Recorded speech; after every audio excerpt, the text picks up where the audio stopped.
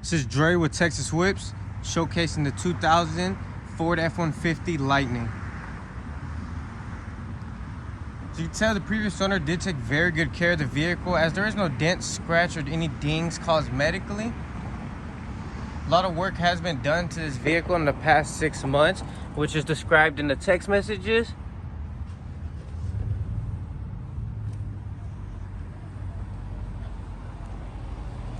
Inside of the bed, barely any wear and tear in here.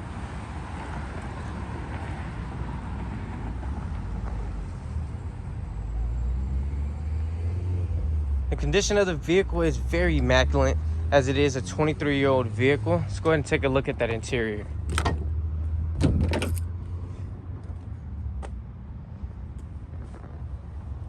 You do have a little wear and tear in the interior seating on the driver's side.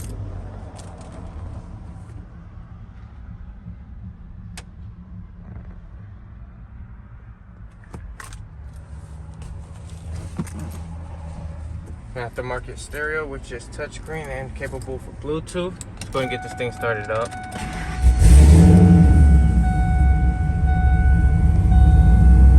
It is showing 129,000 miles.